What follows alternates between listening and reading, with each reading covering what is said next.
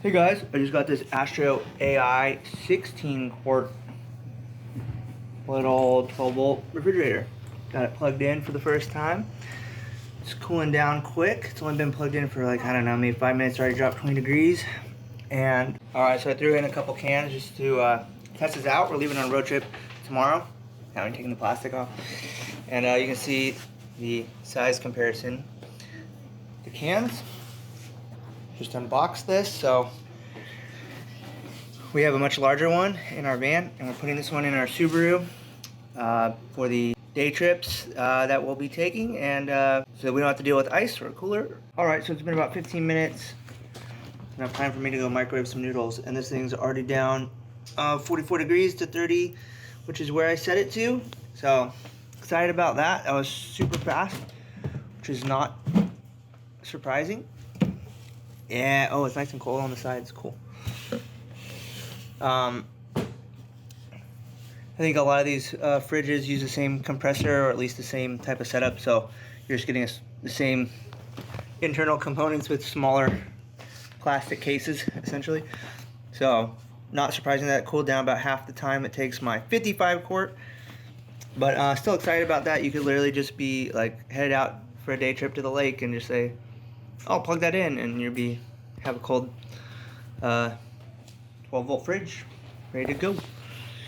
Alright, so you can see the compressor in there, very standard style compressor. This thing's basically just built like a much bigger fridge, just with a smaller footprint. So it's not particularly going to save you on wattage use. I noticed it was running about 45 watts during the day when it was super hot and the compressor kicked on. So you're not really saving anything by getting a smaller package, other than the actual footprint being physically smaller and lighter. So other than that, it's built just like its bigger counterparts, as far as I can tell. Alright, so here we are at the beach in Cape Hatteras National Seashore. Got the solar panel there on the roof rack, and that is keeping this Jackery charged up and powering the AstroAI little 16 quart lay down, James. Fridge, keeping everything nice and cool. It's a great way to avoid having to find ice when you're out on these trips, especially if it's not just like a day trip. You know, ice on a day trip's no big deal. But every day having to go fetch ice would be not awesome out here. Kind of a long way from stuff.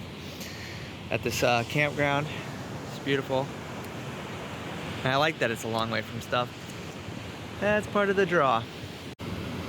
This little dude's supposed to be taking a nap. Lay down. So right now we're getting the full draw. This thing can handle it, just limiting out the input for the solar. And you can see it's drawing 44 watts for the refrigerator. And just keeping things powered with the power of the sun while you're out enjoying nature. Yeah, look at my assistant. Looking good. Can you tell us about this? Good job, James. Alright, so here we have the AstroAI refrigerator, and it has been awesome for the last about 12 days. I've been using it. You see it's 37 degrees. The ambient temperature right now is insanely hot. Fortunately, there's a really good breeze. But anyway, we've been taking all of our cool, cold items to the beach in this every day in our little Subaru, driving out on the sand, enjoying ourselves throughout the day. And this has been doing the trick. We just charge up the Jackery at night, or with the solar panel during the day, and then we hook it up to this and use it throughout the day. So right now you can see the temp here is 35 degrees, and the ambient temp right now is over 80, and the humidity is almost 100%. So super hot, and it's worked the entire time, no problem. The kids have been climbing on it. The dog was laying on it earlier. You can see it's got some battle scars now. Got some scratches on there. It's got a lot of sand. Alright, so we just got back, just emptied this out. So you can see we used it. So this lid is very similar, just like a small cooler. You see it's like it's hard plastic. It feels solid for sure, but the only seal is this gasket up here where my thumb is, around the edge. And that needs to come in contact with this tiny little lip right here. So there was one day where we had one too many bottles of mayonnaise or something in the top, and it didn't get shut. You can see when it's shut, it's shut. Oh gosh. All right, so the lid can get a little tricky. It's definitely, you can see, I think that's probably from sand. There, it was kind of grinding on the edge. But if you don't get the lid shut all the way, like if there's any item above this lip line, it will not shut properly, and then it's gonna work really hard. So one day I was like, hey, why isn't the fridge cooling down? I was having a hard time getting below 55. Which actually, for how hot it was, I was still doing good. But anyway, it was because this was just barely lifted. It wasn't, you can see like, here I have this little gap right now.